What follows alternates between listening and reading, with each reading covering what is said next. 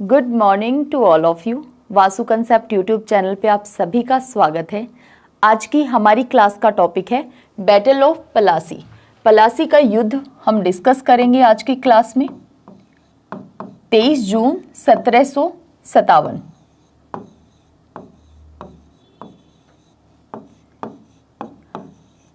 इससे पहले हम ये देखेंगे कि सिराजुद्दौला से पहले सिराजुद्दौला वर्सेस अंग्रेजों यानी सिराजुद्दौला और अंग्रेजों के बीच में हुआ था पलासी का युद्ध। लेकिन हम पहले ये जानेंगे कि सिराजुद्दौला से पहले बंगाल में किस तरह से शासन किया गया था और कौन शासक था। पलासी का युद्ध ये आज की हमारी क्लास का टॉपिक है। आप चाहें तो अपनी हेडलाइन को राइट डाउन कर सकते हैं।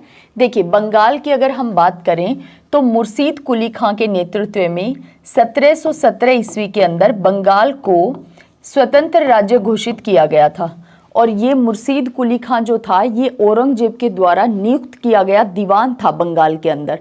अब आप यहाँ पे एक चीज समझ पा रहे हैं कि भी औरंगजेब के बाद में जो मुगल शासक, उत्तरवर्ती मुगल शासक हम जिन्हें कहते हैं, वो उतने योग्य नहीं थे और उनके समय में भारत में छोटे छोटे क्षेत्रीय राज्यों का उदय हो गया था। तो बंगाल में, अवध में, हैदराबाद, कर्नाटक, इन सभी जगहों पे क्या थे, ये स्वतंत्र राज्य के रूप में उभर रहे थे। तो इसी प्रक्रिया में बंगाल में मुर्शीद कुली खां ने स्वयं को स्वतंत्र शासक घोषित किया और ये स्वतंत्र राज्य बना बंगाल। ठीक है। इससे पहले तक तो देखिए 1707 ईस्वी के अंदर औरंगजेब की मृत्यु हुई थी। उससे पहले तक तो ये बंगाल जो है ये मुगलों के अधीन था और मुगलों के द्वारा यानी मुगल शासकों के द्वारा बंगाल में सूबेदार, बंगाल में दीवान नियुक्त किए जाते थे। लेकिन औरंगजेब की मृत्यु 1707 में हुई और इसके बाद बहादुर शाह फर्स्ट, मुअज्जम जिसे हम कहते हैं, मुअज्जम नाम था और बहादुर शाह फर्स्ट के नाम से उपाधि धारण करके मुगल राजगद्दी पे बैठा था। तो बहादुर शाह फर्स्ट जो शासक था वो योग्य नहीं था, शक्तिशाली नहीं था, उसे उपाधि दी गई थी क्या, शाह ए बेखबर। तो आप समझ सकते हैं वो बेखबर था सारी ही सूचनाओं से, अपने राज्य, साम्राज्य, शासन, प्रशासन की जो सूचनाएं थी उनसे बेखबर रहता था। तो उस समय में बहुत से छोटे छोटे राज्यों का उदय हुआ था।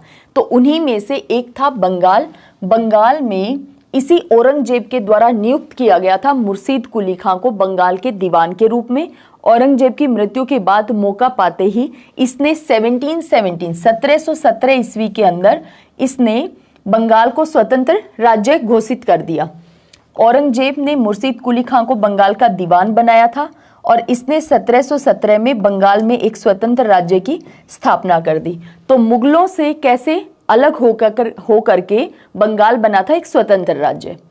अब देखिए, इसके बाद में मुर्शीद कुली खां ने क्या किया, पहले बंगाल की राजधानी हुआ करती थी ढाका, वहां से ये मुर्शीद कुली खां राजधानी स्थानांतरित करके ले आया था मुर्शिदाबाद में। तो इसके समय में राजधानी क्या थी बंगाल की, मुर्शिदाबाद थी। मुर्शीद कुली खां के बाद में यहाँ का बंगाल संभाला किसने, बंगाल का शासक बना सुजाउद्दीन। 1727 से लेकर के 1739 ईस्वी। देखिए 1739 ईस्वी उत्तरवर्ती मुगल शासकों के समय हम पढ़ते हैं नादिर शाह का आक्रमण और इसके अलावा अहमद शाह अब्दाली के द्वारा किए गए आक्रमण। तो उसने तो 7 बार आक्रमण किए थे ना।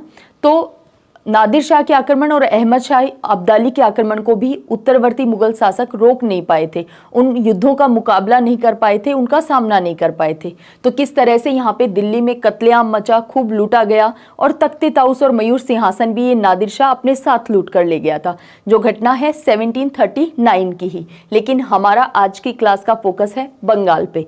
हमें ये देखना है कि आखिर किस तरह से सिराजुद्दौला और अंग्रेजों ने आपस में युद्ध किया और उसके पीछे कारण क्या थे, परिस्थितियां क्या चल रही थी, कौन सा ऐसा कारण था जिस नाते सिराजुद्दौला ने अंग्रेजों से युद्ध किया था। देखिए, सुजाउद्दीन 1727 ईस्वी से 1739 ईस्वी तक ये शासक था। मुर्शीद कुली खां का ये दामाद था। मुर्शीद कुली खां इससे पहले शासक था, ये मुर्शीद कुली खां का दामाद था जो उसके बाद में शासक बना। 1733 ईस्वी में बिहार पर भी इसके समय में अधिकार हो गया था। अब यहाँ पे देखिए, आप बार बार पढ़ते होंगे बंगाल, बिहार, उड़ीसा, ये तीनों ही आप एक साथ कब पढ़ते हैं, जब 1757 प्लासी के युद्ध और इसके बाद में 1764 का बक्सर का युद्ध, इसके बाद में हम क्या देखते हैं कि बंगाल, बिहार और उड़ीसा पे पूरी तरह से नियंत्रण हो गया था, आधिपत्य हो गया था अंग्रेजों का। तो बंगाल, बिहार और उड़ीसा, तो ध्यान रखना है कि 1719 में मुर्शीद कुली खां के समय पे तो ओडिशा राज्य को मिला लिया गया था बंगाल में। देखिए, बंगाल का जो एरिया था वो घटता बढ़ता रहता था। कैसे कि बंगाल का मतलब आप सिर्फ वर्तमान भारत का वेस्ट बंगाल स्टेट मत समझिए कि उतना ही क्षेत्र था, नहीं। जो वर्तमान में बांग्लादेश एक स्वतंत्र राष्ट्र है, हमारे भारत की ही देन है, भारत के नाते ही। तो देखिए, बांग्लादेश जो है ये भी पूरी तरह से आता था बंगाल में, क्योंकि हम 1905 कर्जन के द्वारा किया गया बंगाल विभाजन पढ़ते हैं ना, तो आप समझिए बंगाल कितना बड़ा था। बिहार का एरिया भी बंगाल में शामिल, उड़ीसा का एरिया भी बंगाल में शामिल, इसके अलावा पूरी तरह से बांग्लादेश, वर्तमान का बांग्लादेश वाला एरिया भी। तो आप समझ सकते हैं बंगाल खुद में कितना बड़ा स्टेट था। और कभी कभी बंगाल और भी ज्यादा अपने फैलाव के साथ में ऊपर असम तक और बिहार में भी और आगे तक अपना फैलाव यानी क्षेत्र विस्तार कर लिया करता था। यानी जब कभी योग्य शासक होता था तो उसके समय में बंगाल और ज्यादा एक्सपांड हो जाता था, और जब योग्य शासक नहीं होता था तो उस समय में बंगाल का एरिया थोड़ा कम हो जाता था। तो यहाँ पे हम क्या देख रहे हैं कि औरंगजेब की मृत्यु हो गई है, इसके बाद में जो मुर्शीद कुली खां है उसने बंगाल को स्वतंत्र बना लिया था, और 1719 में उड़ीसा का क्षेत्र भी किसमें मिला लिया, बंगाल में मिला लिया था। 1719 में ओडिशा मिला लिया। 1733 ईस्वी जब ये सुजाउद्दीन शासक था, इस समय में बिहार पे भी इनका अधिकार हो गया। तो अब बंगाल का एरिया आप इमेजिन कर सकते हैं कितना ज्यादा था। अब इसके समय में सुजाउद्दीन ने क्या किया, बिहार का सूबेदार बना दिया अलीवर्दी खां। अब आप सोचिए कि जब क्षेत्र बड़ा होता है तो शासक स्वयं तो पूरे क्षेत्र पे शासन को, प्रशासन को, एडमिनिस्ट्रेशन को संभाल नहीं पाता। तो भू राजस्व के कलेक्शन के लिए हम मुगल शासकों के समय में पढ़ते हैं ना, अंत में जब सारे मुगल शासक हम पढ़ लेते हैं उसके बाद हम देखते हैं कि भू राजस्व व्यवस्था कैसी थी, सैन्य व्यवस्था कैसी थी, प्रशासनिक व्यवस्था कैसी थी, कौन कौन से पद हुआ करते थे, क्योंकि एडमिनिस्ट्रेशन तो हमेशा से ही चला रहा है। ऐसा प्रेजेंट में तो नहीं है कि भाई हमारे यहाँ पे सेंटर और स्टेट दोनों में एडमिनिस्ट्रेशन लेवल हम पढ़ते हैं, समझते हैं कि किस तरह से प्रशासन किया जाता है, शासन और प्रशासन। तो ये पहले भी हुआ करता था। तो उस समय में बिहार का सूबेदार नियुक्त किया था अलीवर्दी खां को। किसने नियुक्त किया, सुजाउद्दीन ने। तो इस सुजाउद्दीन ने बिहार में इस अलीवर्दी खां को नियुक्त कर दिया था। ये अलीवर्दी खां भी स्वयं महत्वाकांक्षी था। इसे लग रहा था कि जब मुर्शीद कुली खां ऐसा कर सकता है कि बंगाल को स्वतंत्र राज्य घोषित कर सकता है, तो ऐसा मैं क्यों नहीं कर सकता। तो इसने भी ठीक वही काम किया अलीवर्दी खां ने। देखिए, हमने देखा कि 1719 में ओडिशा आ गया था, 1733 ईस्वी में बिहार आ गया था। किसके अंदर शामिल हो गए थे, बंगाल के अंदर। और सुजाउद्दीन ने बिहार का सूबेदार बना दिया था अलीवर्दी खां को। इसके बाद में देखिए सरफराज खां शासक बना 1739 से 1740। 1740 में ही, क्योंकि सरफराज खां उतना योग्य नहीं था और अलीवर्दी खां जो बिहार का सूबेदार नियुक्त किया गया था वो महत्वाकांक्षी था, इसने इस सरफराज खां को, अलीवर्दी खां ने इस सरफराज खां को गिरिया के युद्ध में पराजित कर दिया और मार डाला, यानी इसकी हत्या कर दी गई। तो इस तरह से अलीवर्दी खां ने स्वयं को बंगाल का शासक घोषित कर दिया। तो अलीवर्दी खां था ना महत्वाकांक्षी, स्वयं बंगाल का नवाब बन गया। कौन, अलीवर्दी खां।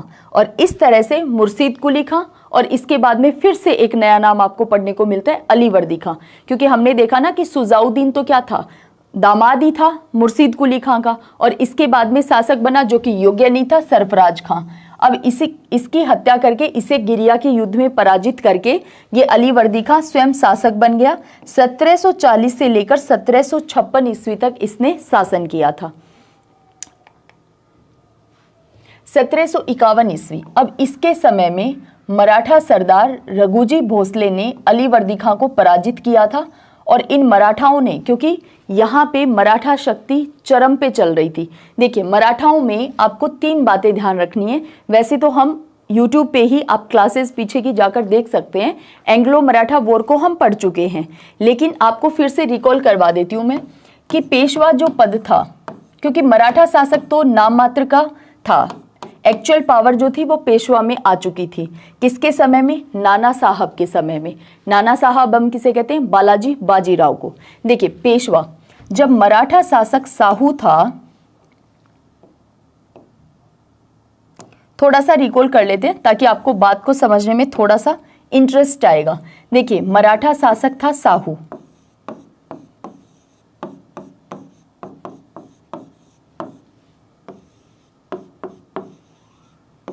इसके समय में पेशवा कौन था? बालाजी विश्वनाथ। और बालाजी विश्वनाथ पेशवा था 1713 से लेकर के 1720 ईस्वी तक, 1713 से लेकर के 1720 तक। इसके बाद में पेशवा बना था बाजीराव, जिसपे मूवी भी है बाजीराव मस्तानी, बाजीराव फर्स्ट। तो इसके बाद में बालाजी विश्वनाथ का ही पुत्र बालाजी विश्वनाथ का पुत्र बाजीराव बना था पेशवा। और बाजीराव जिसने कोई भी युद्ध में पराजय का सामना नहीं किया, कभी पराजित नहीं हुआ, बाजीराव फर्स्ट हम इसे कह देते हैं, बाजीराव फर्स्ट। अब यहाँ पे देखिए ये था 1720 से लेकर के 1740 ईस्वी तक। इसके समय में चाहे वो हैदराबाद का निजाम हो, चाहे उत्तरवर्ती मुगल शासक हो, सब में ये जो बाजीराव फर्स्ट था इसका पूरी तरह से भय कायम था। मूवी में भी कुछ इसी तरह का दिखाया गया है। तो 1720 से 1740 था बाजीराव फर्स्ट पेशवा। इसके बाद में पेशवा बना था बालाजी बाजीराव। ये पुत्र था इस बाजीराव का, बाजीराव फर्स्ट का, बालाजी बाजीराव, जिसे हम कहते हैं नाना साहब। नाना साहब के नाम से हम जिसे जानते हैं। ये 1740 से लेकर 1761 पानीपत के थर्ड बैटल ऑफ पानीपत तक पेशवा जो था वो बालाजी बाजीराव था। और ये बालाजी बाजीराव जो था इसके समय में सबसे ज्यादा मराठाओं ने विस्तार किया था। ये बात क्यों बताई गई है आप समझिए कि 1740 से 1761 पेशवा था बालाजी बाजीराव। इसने सारी शक्तियां जो थी, वास्तविक शक्तियां आ गई थी इसके समय में पेशवा के पास में, यानी मराठा शासक जो था वो बिल्कुल ही नाम मात्र का रह गया था। इसी के समय में 1751 ईस्वी में, अब यहाँ से इरेज कर देते हैं सारी चीज़ों को, समझ गए आप। बालाजी बाजीराव 1740 से 1761 तक था और इसी के समय में 1751 ईस्वी के अंदर मराठा सरदार रघुजी भोसले ने अलीवर्दी खां को पराजित किया। अलीवर्दी खां बंगाल का नवाब बना बैठा था। यहाँ पे इसके बाद में संधि के तहत, अब मराठों ने संधि की, तो संधि के तहत मराठों को एक तो उड़ीसा प्रांत और 12 लाख रुपए की वार्षिक चोट देने की बात स्वीकार कर ली अलीवर्दी खां ने, क्योंकि अलीवर्दी खां पराजित हो गया था। ठीक है, क्योंकि आपको लगना चाहिए ना कि अचानक से ये अलीवर्दी खां और मराठा के बीच में कैसे युद्ध हो गया था। अंग्रेजों को, अब यहाँ पे देखिए चल क्या रहा था कि अंग्रेजों को अपने गोदामों को दुर्गीकृत करने की अनुमति नहीं दी थी अलीवर्दी खां ने। अब आपको समझना है कि सिराजुद्दौला ने किस तरह से अंग्रेजों से युद्ध किया था, क्या कारण थे, उसकी भूमिका आप समझिए कि ये जो अलीवर्दी खां था इसने अंग्रेजों को, देखिए कलकत्ता के अंदर अंग्रेज भी थे और चंद्रनगर यानी वेस्ट बंगाल में चंद्रनगर में फ्रांसीसी थे उस समय में, क्योंकि फ्रांसीसियों ने भी तो अपनी बस्ती बसा रखी थी। फ्रांसीसियों की बस्ती पांडिचेरी भी था, यहाँ पे बंगाल के अंदर चंद्रनगर था। इसके अलावा अंग्रेजों की भी यहाँ पे बस्ती थी। इन्होंने तो फोर्ट विलियम बना रखा था, है ना, एक फोर्ट, किलेबंदी मतलब किला बना रखा था, फोर्ट विलियम। तो यहाँ पे एक बात आप समझिए कि अंग्रेजों को अपने गोदामों की किलेबंदी करने की, दुर्गीकृत करने की अनुमति नहीं दी थी। किसने? अलीवर्दी खां ने। अलीवर्दी खां ये कहता था अंग्रेजों के लिए, हाँ यहाँ पे तुलना दे भी दी है, देखिए ये कहता था कि यूरोपियों की तुलना मधुमक्खियों से, यानी अलीवर्दी खां यूरोपियों की तुलना करता था मधुमक्खियों के छत्ते से या मधुमक्खियों से। ये कहता था कि अगर इनको छेड़ा न जाए तो ये शहद देंगी और यदि इनको छेड़ा जाए तो ये काट काट कर मार डालेंगी। यानी कहीं ना कहीं अंग्रेजों से, फ्रांसीसियों से किस तरह का बर्ताव करना है या कितना उन पे हावी होकर के बंगाल के नवाब को रहना है, ये बात समझ पा रहा था अलीवर्दी खां बहुत बेहतर तरीके से। तो इसीलिए अलीवर्दी खां के अंग्रेजों से मित्रतापूर्ण संबंध थे। ठीक है, और मराठों ने इस पे आक्रमण किया था 1751 ईस्वी के अंदर।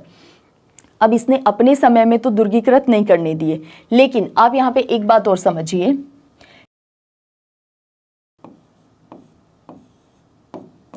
1746 से 1748। कार्नेटिक वॉर की यहाँ पे भूमिका समझना जरूरी है। कार्नेटिक वॉर, 3 कर्नाटक युद्ध हम पढ़ते हैं। इन कार्नेटिक वॉर या कर्नाटक युद्ध के अंदर अंग्रेज और फ्रांसीसी दोनों आपस में लड़ रहे थे, हर उस कॉलोनी में जहां पे ये दोनों आपस में रह रहे थे, यानी एक दूसरे के आमने सामने थे ये लोग। अगर भारत की बात करें तो भारत में भी अंग्रेज और फ्रांसीसी आपस में लड़ रहे थे। यूरोप में बात करें तो यूरोप में भी ये जो इंग्लैंड और फ्रांस, ये दोनों आपस में लड़ रहे थे, यानी अंग्रेज और फ्रांसीसी हर उस जगह पे लड़ रहे थे जहां पे इनकी कॉलोनियां थी, और प्लस साथ में यूरोप में तो लड़ ही रहे थे। तो यूरोप में तो ये फर्स्ट कार्नेटिक वॉर जो था ये 8 वर्षीय 1740 से ही लगभग शुरू होकर के 1748 तक था। हम भारत की बात करें तो 1746 से 1748 तक फर्स्ट कर्नाटक युद्ध, इसके बाद में 1749 से लेकर के 1754 तक ये था सेकेंड कार्नेटिक वॉर, और फिर 1748 से लेकर के 1763 तक ये था थर्ड कार्नेटिक वॉर। ये यूरोप के अंदर अगर हम बात करें तो वो 1746 से 1763 सप्तवर्षीय युद्ध इसे कहते हैं, थर्ड कार्नेटिक वॉर को, यूरोप का सप्तवर्षीय युद्ध। ये लड़ना शुरू होते थे यूरोप में, और बाद में ये हर उस जगह लड़ते थे, अंग्रेज वर्सेस फ्रांसीसी। अंग्रेज और फ्रांसीसी दोनों हर उस जगह लड़ते थे जहां जहां इनकी कॉलोनियां थी एक साथ, जैसे भारत में भी थे ये दोनों, तो आपस में लड़ते थे। तो यहाँ पे आप एक बात समझिए कि इसने यहाँ पे फर्स्ट कार्नेटिक वॉर शुरू हो चुका था। उस समय में इन अंग्रेजों ने और फ्रांसीसियों ने अपनी अपनी गोदामों की दुर्गीकृत करना, यानी उनकी किलेबंदी करना शुरू कर दिया था। तो अली वर्दी खान ने इनको मना कर दिया। अब उस समय तो ये मान गए थे। इसके बाद में देखिए, इसके बाद में शासक बना था, यानी बंगाल का नवाब बना था सिराजुद्दौला। उसके समय में फिर यही घटना हुई। अब देखिए, सिराजुद्दौला 1756 ईस्वी में ये बंगाल का नवाब बना, और 1757 23 जून 1757 को प्लासी का बैटल हुआ था। ठीक है, यहाँ पे सिराजुद्दौला के सामने बहुत सारे चैलेंजेस थे। एक तो ये यूरोप और फ्रांस और फ्रांसीसी और अंग्रेज आपस में लड़ ही रहे थे, लेकिन इसके अलावा क्या चैलेंज था कि भाई सिराजुद्दौला जो था ये अली वर्दी खां की, अली लिख देते हैं हम, अली वर्दी खां की 3 पुत्रियां थी, जिसमें सबसे बड़ी बेटी तो थी घसीटी बेगम, सबसे बड़ी पुत्री थी। ये तो ढाका के गवर्नर की विधवा थी, ठीक है, घसीटी बेगम। इसके अलावा दूसरे नंबर की पुत्री जो थी, इसके पति जो थे वो पूर्णिया के नवाब थे, और उनकी मृत्यु के बाद में शौकत जंग, ये दूसरी पुत्री का जो पुत्र था ये था शौकत जंग, ये पूर्णिया का नवाब बना हुआ था। इसके अलावा जो तीसरी पुत्री थी, ये बात आप समझ पा रहे हैं कि इस अली वर्दी खां के 3 बेटियां थी, 3 पुत्रियां थी, जिसमें सबसे बड़ी तो थी विधवा, वो थी घसीटी बेगम। दूसरे नंबर की जो थी उसके पुत्र का नाम था शौकत जंग। ये शौकत जंग कहाँ का नवाब बना हुआ था? पूर्णिया का नवाब। और थर्ड नंबर जो पुत्री थी, इसका जो पुत्र था वो था सिराजुद्दौला, यानी सिराजुद्दौला अली वर्दी खां का सबसे छोटा नाती था, सबसे छोटी पुत्री से उत्पन्न हुआ पुत्र था, सबसे छोटा नाती था। ये बना था क्योंकि अली वर्दी खां के कोई पुत्र नहीं था, तो इसके जाने के बाद यानी इसने अपना उत्तराधिकारी सिराजुद्दौला को ही नियुक्त किया था। अब अली वर्दी खां ने तो सिराजुद्दौला को नियुक्त कर दिया, लेकिन ये बात पसंद नहीं आ रही थी। एक तो अंग्रेजों को पसंद नहीं आ रही थी, दूसरा ये शौकत जंग को पसंद नहीं आ रही थी कि भाई सिराजू को क्यों बना दिया है नवाब। इसके अलावा इस मौसी घसीटी बेगम को भी ये बात समझ नहीं आ रही थी। तो बेसिकली आंतरिक संघर्ष यानी इंटरनली चैलेंज मिल रहे थे किसको? सिराजुद्दौला को। तो इसके सामने तो वैसे भी समस्याओं का पहाड़ था जो इसे पार करना था। तो सिराजुद्दौला ने क्या किया? सबसे पहले तो मनिहारी के युद्ध में इस शौकत जंग को पराजित किया और मार डाला।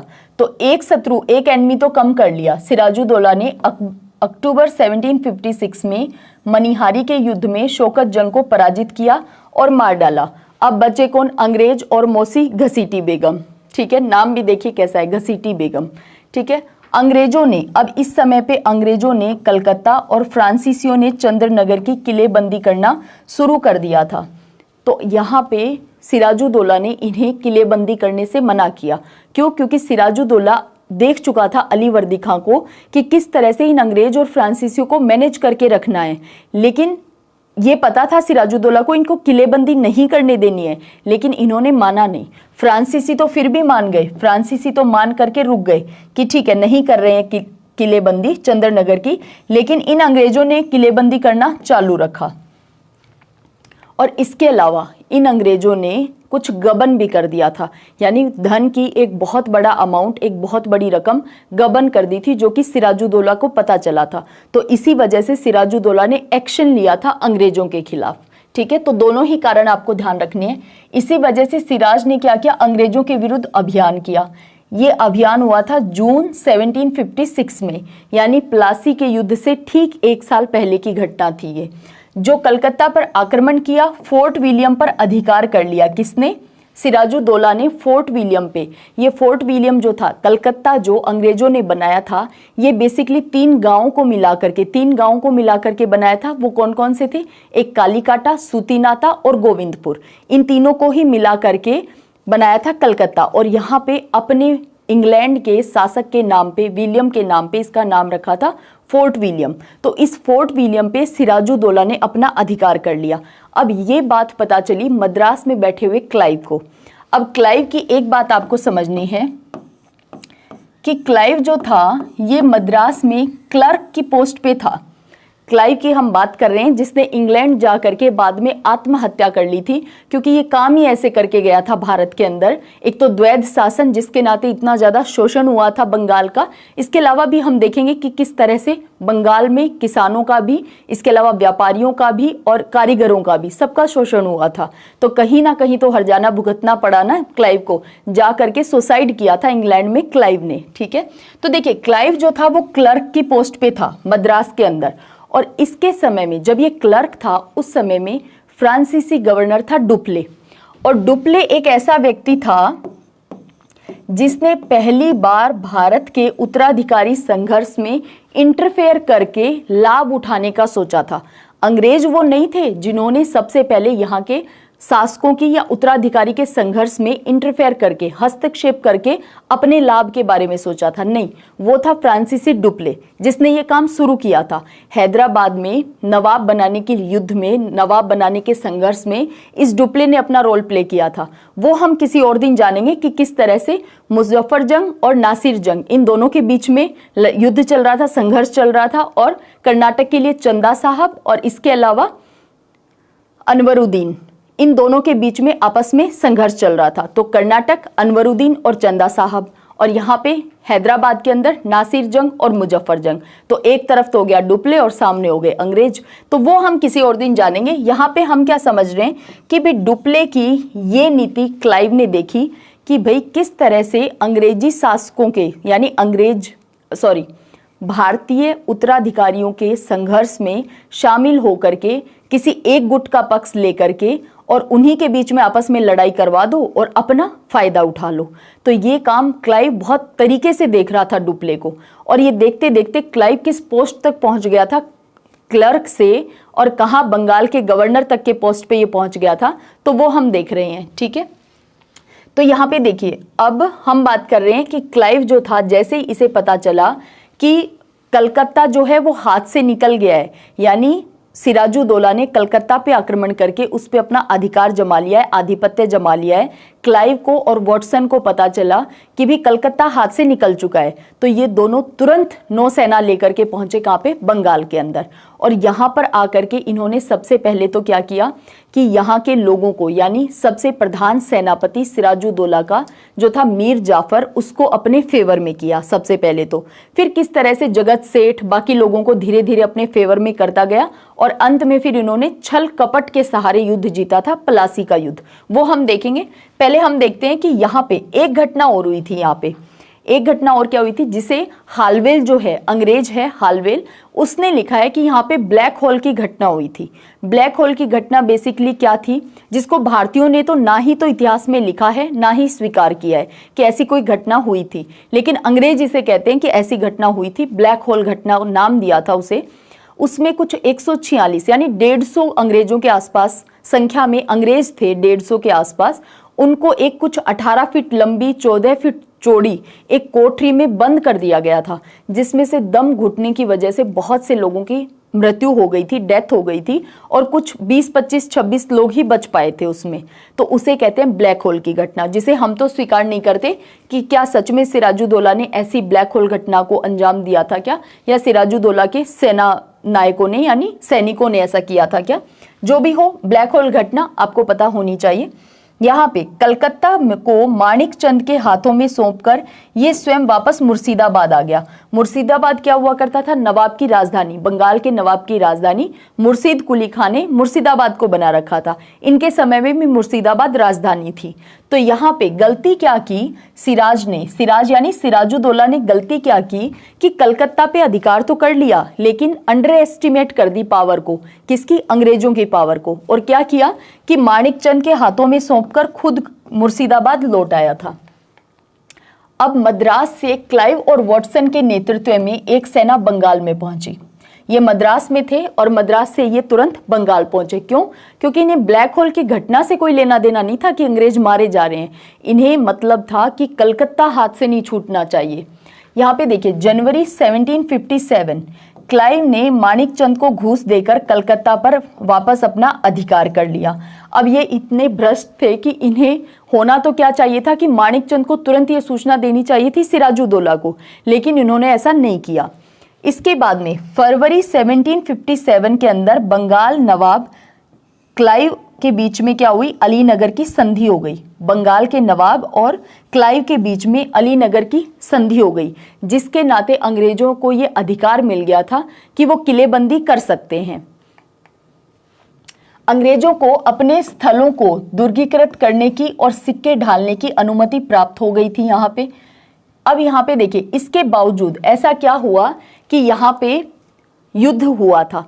देखिए, मार्च 1757 ईस्वी में, क्योंकि प्लासी का बैटल, ये प्लासी, बैटल ऑफ प्लासी तो हुआ था 23 जून 1757 को।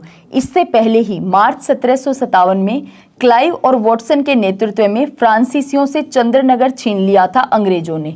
तो क्लाइव और वॉटसन ने क्या किया, फ्रांसीसियों से। अब देखिए, हमने देखा कि वेस्ट बंगाल, कलकत्ता में चंद्रनगर जो था वो बस्ती था किसकी, फ्रांसीसियों की। अब यहाँ पे क्योंकि ये तो कार्नेटिक वॉर के तहत अंग्रेज और फ्रांसीसी आपस में लड़ ही रहे थे, ये तो हम देख ही चुके हैं कि तीनों कार्नेटिक वॉर। इसके बाद में ये जब आपस में लड़ रहे थे तो यहाँ पे क्या किया, चंद्रनगर पे अंग्रेजों ने अपना कब्जा जमा लिया।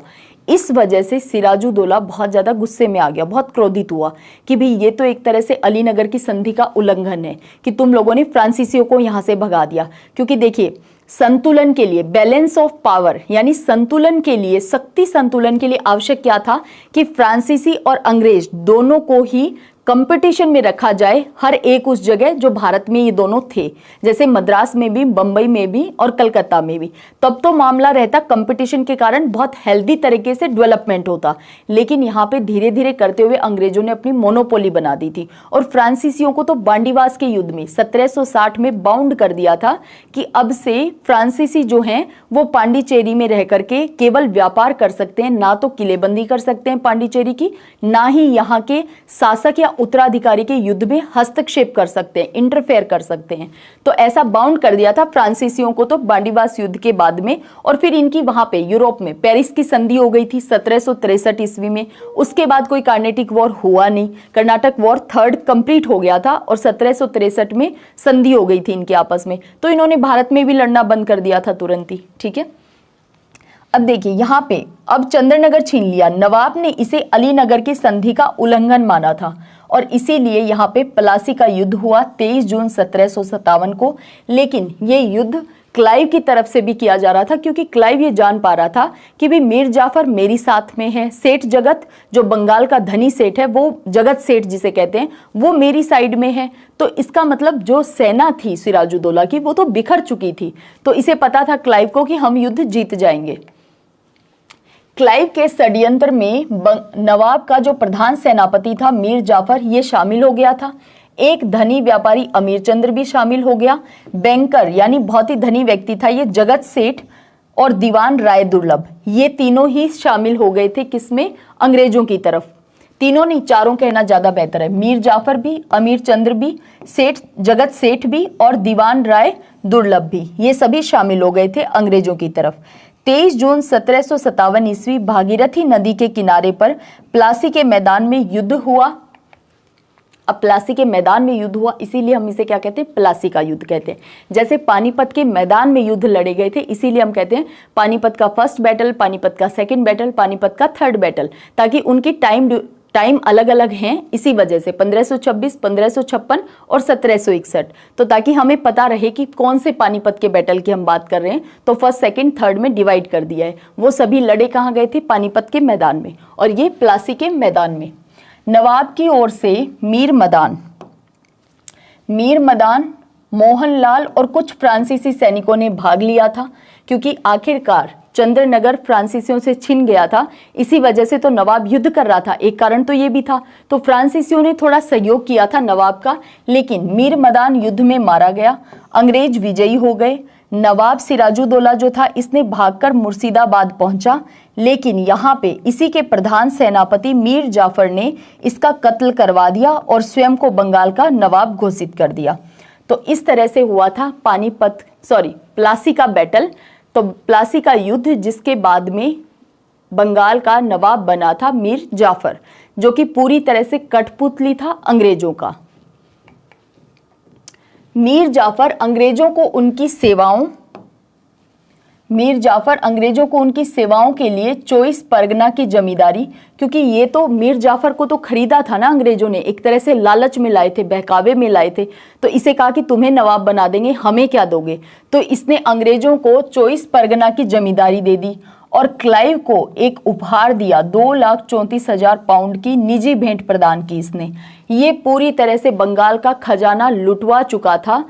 जो मीर जाफर था, कुछ ही समय में इसने पूरा खजाना लुटवा दिया था अंग्रेजों पे, और फिर अंग्रेजों से इसकी बननी बंद हो गई, क्योंकि इसे पता चला धन तो बचा ही नहीं है, खजाना तो बचा ही नहीं है नवाब के पास। तो फिर अंग्रेजों ने सोचा कि जब ये हमारी जो महत्वाकांक्षाएं यानी हमारी जो इच्छाएं हैं वो ये पूरी नहीं कर सकता, तो इसको हटाओ, और ज्यादा धन और ज्यादा जागीरें कौन प्रदान कर सकता है। तो इसी के दामाद मीर कासिम ने कहा मैं कर सकता हूं, तो कहा ठीक है तुम बंगाल के नवाब बन जाओ। तो आप समझ सकते हैं कि अंग्रेजों ने कोई उत्तरदायित्व जैसी चीज ली नहीं।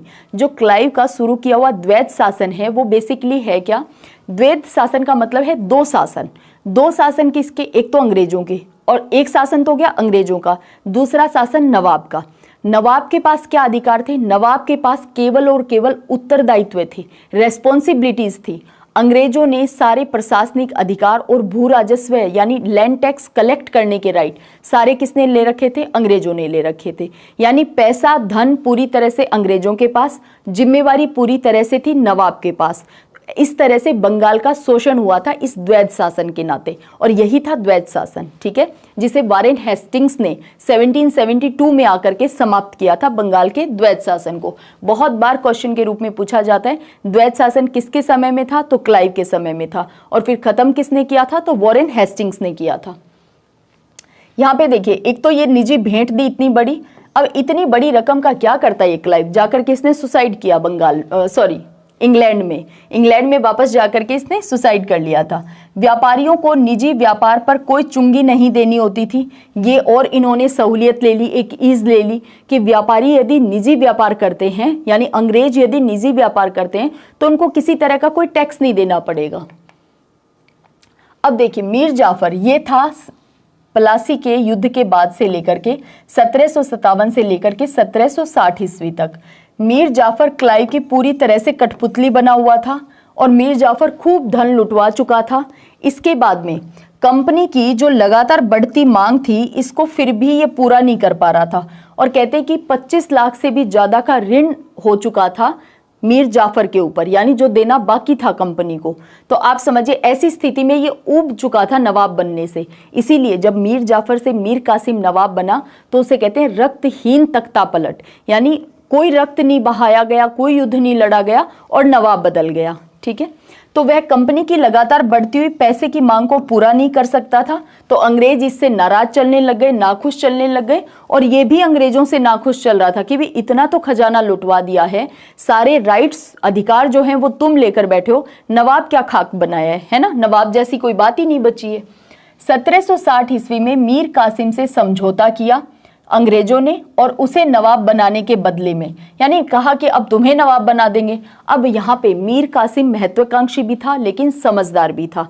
इसी वजह से मीर कासिम ने 1764 के बक्सर के युद्ध में अवध के नवाब और इसके साथ में मुगल बादशाह शाह आलम सेकंड, इन दोनों को मिला करके इन तीनों ने संयुक्त लड़ाई लड़ी थी अंग्रेजों के साथ, लेकिन बदकिस्मती से हार गए थे। देखिए, उसे नवाब बनाने के बदले वर्धमान, मिदनापुर और चटगांव ये दीवानी कंपनी को प्राप्त हुई।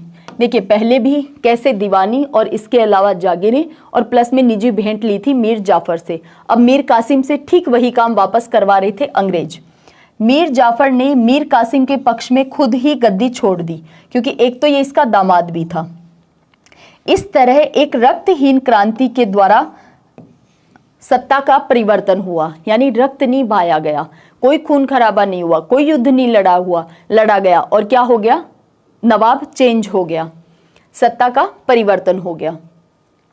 अब इसके बाद की जो घटना है कि किस तरह से मीर कासिम ने इन अंग्रेजों से, मीर कासिम बिल्कुल ये दोनों एक दूसरे के विरोधी हो गए थे, जबकि यहाँ पे हम देख रहे हैं कि मीर कासिम को अंग्रेजों ने ही इसे लालच दिखा करके और ये सपना दिखा करके कि तुम्हें नवाब बना देंगे, इसे नवाब बनाया था। लेकिन बाद में जब मीर कासिम को पता चला कि भाई धन भी पूरा लुटवाया जा चुका है, इसके अलावा ये सेना को भी संगठित नहीं रखने दे रहे हैं, तो इसने धीरे धीरे अपनी सेना को संगठित करना शुरू किया। इसके अलावा जो टैक्स के अंदर, यानी ये जो अंग्रेजों को चुंगी मुक्त जो व्यापार करने की अनुमति दे रखी थी, उसकी वजह से बहुत ज़्यादा बेनिफिट होता था इन अंग्रेजों को और भारतीयों का बहुत नुकसान हो रहा था। और भारतीयों के नुकसान से भी ज़्यादा नुकसान हो रहा था नवाब का। वो हम समझेंगे कि किस तरह से दस्तावेज जिसे कहते थे उसका दुरुपयोग कर रहे थे ये अंग्रेज। तो उस वजह से नवाब के राजस्व कोष में कुछ भी धन नहीं आ रहा था, तो इस मीर कासिम ने सब पर से टैक्स हटा दिया, तो अंग्रेज और भारतीय दोनों बराबरी में आ गए। और ये बात अंग्रेजों को बहुत ही ज़्यादा नापसंद हुई, यानी बिल्कुल भी पसंद नहीं आई ये वाली बात। तो इस वजह से किस तरह से 36 का आंकड़ा हो गया था मीर कासिम और अंग्रेजों का, जो कि अंग्रेजों ने इस मीर कासिम को बनाया था नवाब। तो इनका आपस में 36 का आंकड़ा हुआ। फिर ये पहुंचा अवध के नवाब को राजी किया इस बात के लिए कि हम संयुक्त रूप से पराजित करेंगे अंग्रेजों को, और साथ में मिलाया मुगल बादशाह को। तो वो हम पढ़ेंगे बक्सर के युद्ध के समय की किस तरह भूमिका तैयार हुई थी। आज हमने क्या पढ़ा है कि कैसे मुर्शीद कुली खां, यानी औरंगजेब की मृत्यु के बाद मुर्शीद कुली खां, फिर अलीवर्दी खां ने किस तरह से बंगाल का नवाब बना अलीवर्दी खां, और उसके बाद में उसका नाती सिराजुद्दौला, और सिराजुद्दौला और अंग्रेजों के बीच में किस तरह प्लासी का युद्ध हुआ जिसमें पराजय हुई थी सिराजुद्दौला की। और फिर उसी के प्रधान सेनापति मीर जाफर ने सिराजुद्दौला की हत्या करवा दी जब वो भाग करके मुर्शिदाबाद पहुंचा था। चलिए, तो मिलते हैं नेक्स्ट क्लास में। आई होप ये छोटी सी क्लास है लेकिन बहुत सारे फैक्ट आपके क्लियर हुए होंगे, आपको ये स्टोरी, ये पूरी घटना बहुत प्रॉपर मैनर में समझ आई होगी। तो चलिए मिलते हैं नेक्स्ट क्लास में। जय हिंद, जय भारत।